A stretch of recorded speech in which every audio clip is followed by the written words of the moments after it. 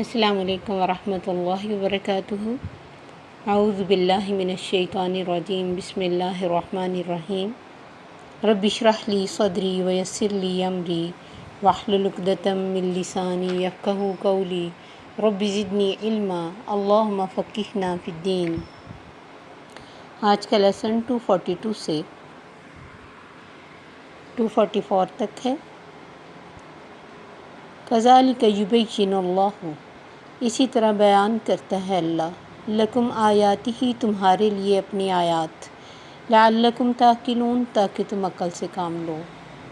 الم تر الی الذین، کیا نہیں تم نے دیکھا ان لوگوں کی طرف، خرجوا من دیارہم، جو نکلے اپنے گھروں سے، وہم الوف حذر الموت، اور وہ ہزاروں میں تھے موت کے ڈر سے۔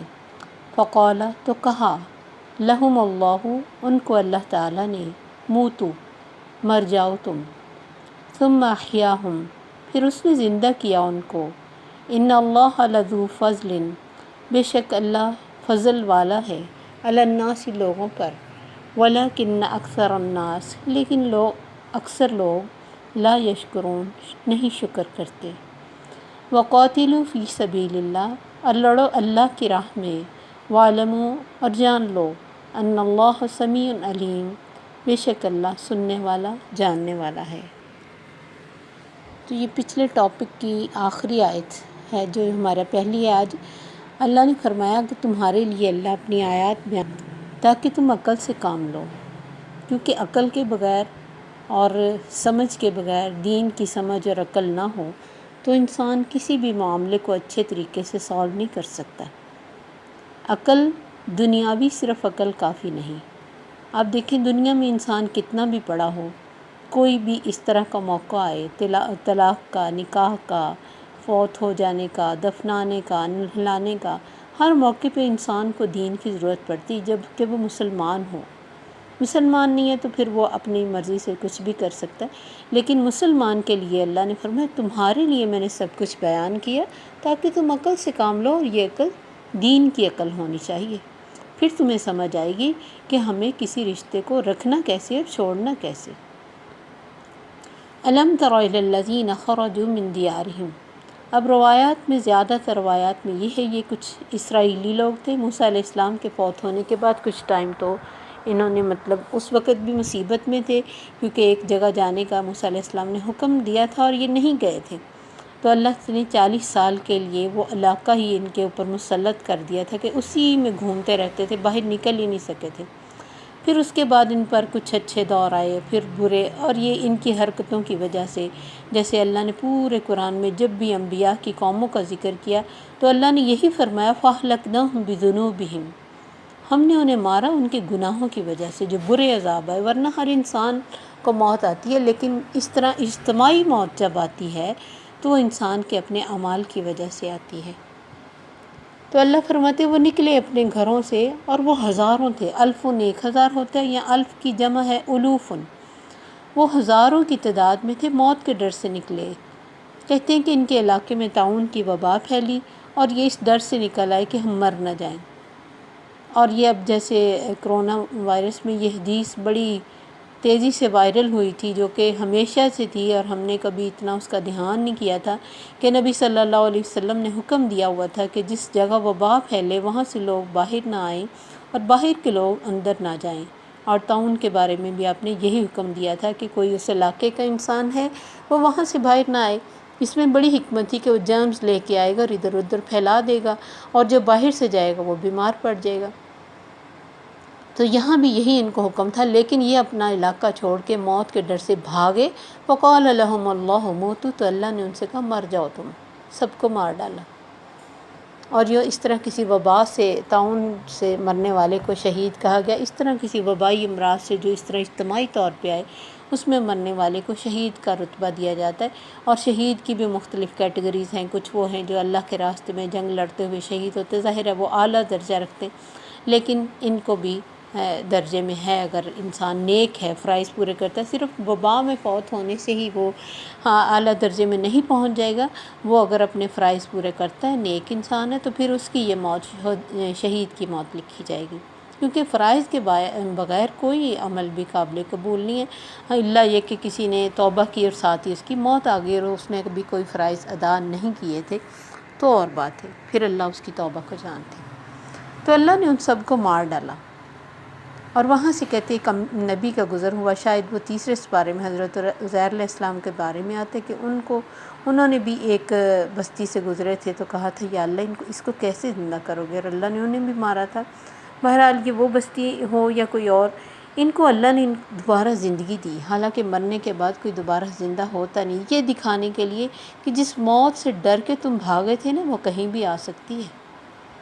موت کے ڈر سے تم جا کہاں سکتے ہو، اینما تکونوا یدرککم الموت، جہاں بھی تم ہوگے موت تو تمہیں پا ہی لے گی۔ وَلَوْ كُنْتُمْ فِي بُرُوجٍ مُّشَيَّدَةٍ، چاہے تم مضبوط قلعوں میں بند ہو جاؤ، زمین کے اندر چلے جاؤ، کہیں بھی چلے جاؤ، موت تو تمہیں آنی ہی آنی ہے۔ ان اللہ لذو فضل علی الناس، اللہ اپنے انسانوں پر بہت فضل کرنے والا، باوجود ان کے گناہوں کے۔ اللہ تعالیٰ نے قرآن میں فرمایا اگر میں لوگوں کو ان کی بدعمالیوں کی وجہ سے فوراً پکڑنے لگ جاؤں، زمین پہ کوئی جاندار باقی نہ رہے۔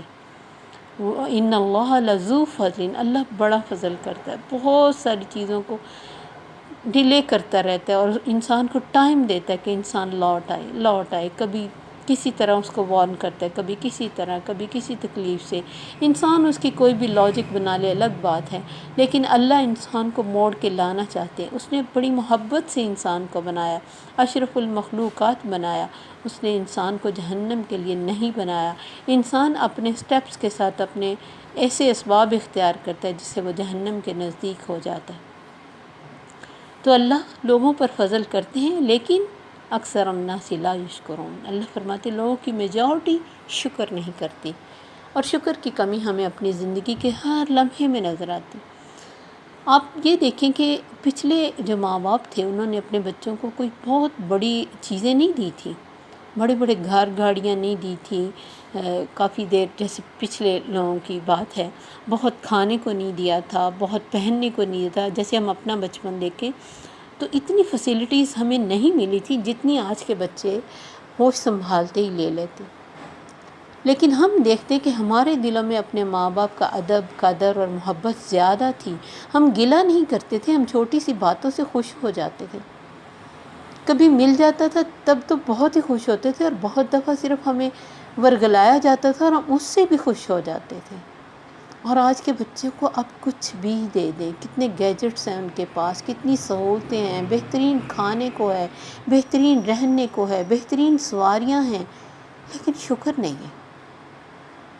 اور یہ جیسے جیسے ٹائم گزر رہا ہے، جیسے جیسے سہولیت بڑھ رہی ہیں، اسی کی کمی ہو رہی ہے، حالانکہ شیطان نے لاکھوں کروڑوں سال پہلے اللہ سے یہی کہا تھا وَلَا تَجِدُ أَكْثَرُهُمْ شَاكِرِينَ، اللہ انسان سے شکر چاہتے ہیں، اور اس نے کہا تھا میں یہی چھین لوں گا، اور اس نے چھینا، بہت زیادہ چھین لیے۔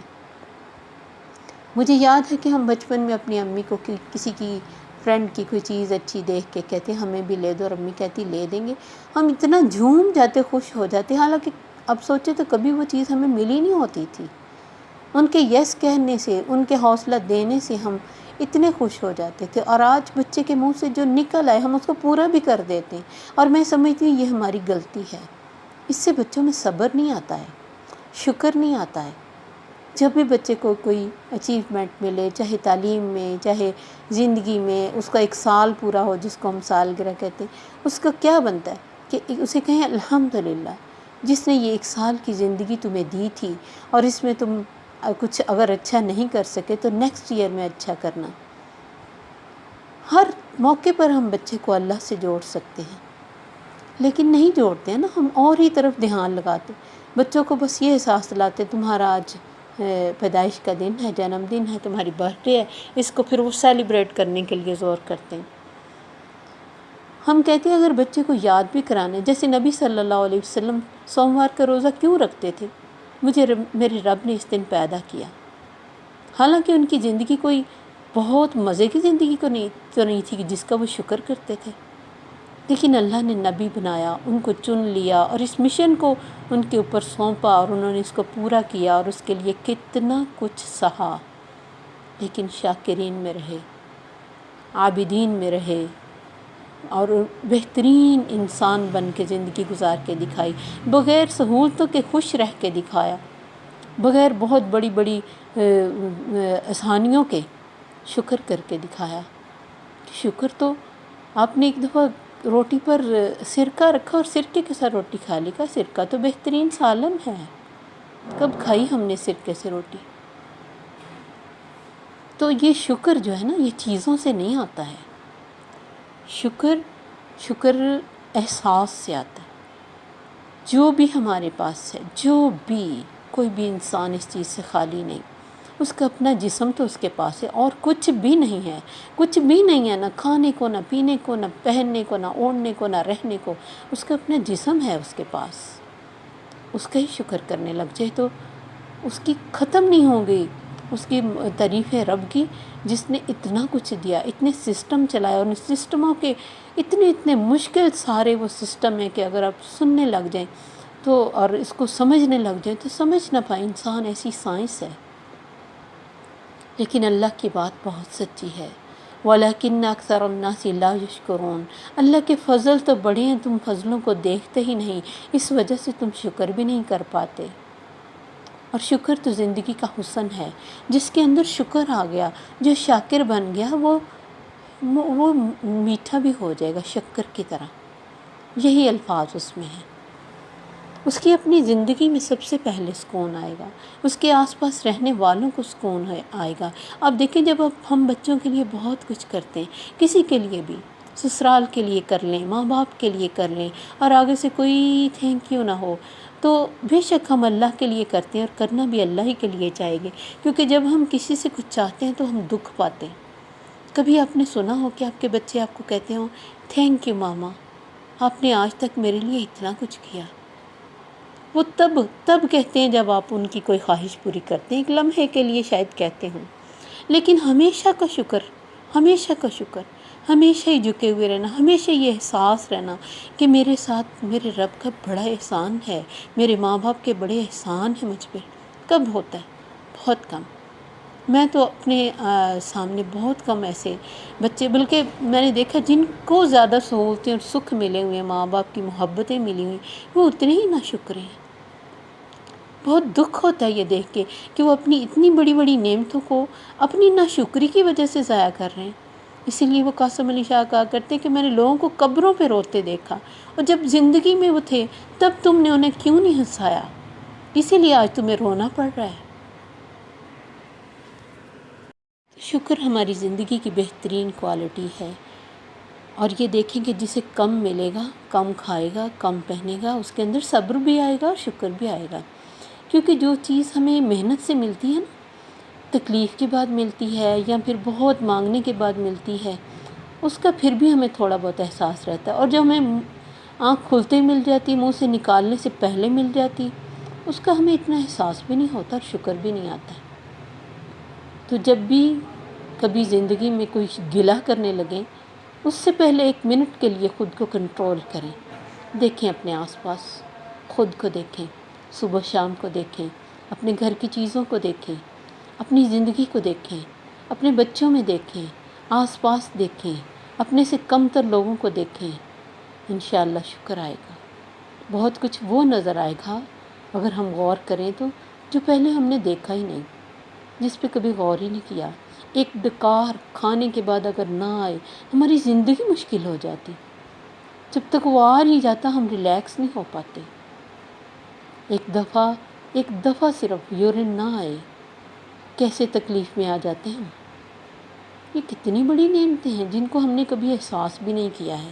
اسی لیے اللہ نے واش روم کے باہر آنے کے بعد جو دعا سکھائی ہے، اس میں یہی ہے، الحمدللہ الذی اذھب انی الاذی وعافنی، اللہ تیرا شکر جس نے مجھ سے یہ تکلیف دور کی اور مجھے عافیت بخشی۔ یہ الحمدللہ واش روم سے آنے کے باہر ہے، اور آپ دیکھیں اور کہاں نہیں چاہیے ہمیں۔ وقاتلوا فی سبیل اللہ واعلموا ان اللہ سمیع علیم، اللہ کی راہ میں لڑو، اور کوئی راستہ نہیں ہے جسے تم اجر پا سکو گے، اللہ کی راہ میں لڑو۔ کس سے لڑو؟ بہت ساری چیزیں ہیں، رواجوں سے بھی لڑنا پڑتا ہے، اپنے موڈ سے بھی لڑنا پڑتا ہے، اپنی خواہشات سے لڑنا پڑتا ہے، اپنے آپ سے لڑنا پڑتا ہے، اپنی نیند سے لڑنا پڑتا ہے، اپنی بھوک سے لڑنا پڑتا ہے۔ تو اللہ کی راہ میں لڑو نا، جس سے بھی لڑو گے اجر پاؤ گے۔ اپنی نیند کو چھوڑ کے اٹھ کے کھڑے ہو جاؤ گے، اجر پاؤ گے۔ اپنی بھوک کو چھوڑ کے پڑھ لو گے، اجر پاؤ گے۔ اپنی صحت کو اس طرف لگا دو گے، اجر پاؤ گے۔ اور جان لو اللہ سنتا بھی ہے، جانتا بھی ہے، اسے بتانے کی ضرورت نہیں ہے۔ اور کبھی زندگی میں لڑنا پڑ جائے دشمنوں سے تو بھی اللہ کی خاطر لڑنا، اللہ کی خاطر، اللہ کا کلمہ بلند کرنے کے لیے۔ اور اس کے لیے ہمیشہ دل میں ایک لگن ہونی چاہیے کہ یا اللہ مجھے شہید کی موت آئے۔ آپ نے فرمایا جو اس چیز کی خواہش نہیں کرتا اس کو تو کوئی اجر نہیں، لیکن جو خواہش رکھتا ہے وہ چاہے اپنے بستر پہ مرے، اللہ اس کو شہید کا ثواب دیتے ہیں۔ تو آپ نے فرمایا کبھی بھی دشمن سے مڈ بھیڑ یعنی لڑنے کی خواہش نہ کرو، لیکن کبھی یہ موقع آ جائے تو پیچھے نہ ہٹنا، یاد رکھو جنت تلواروں کے سائے کے تلے ہے۔ السلام علیکم ورحمۃ اللہ وبرکاتہ۔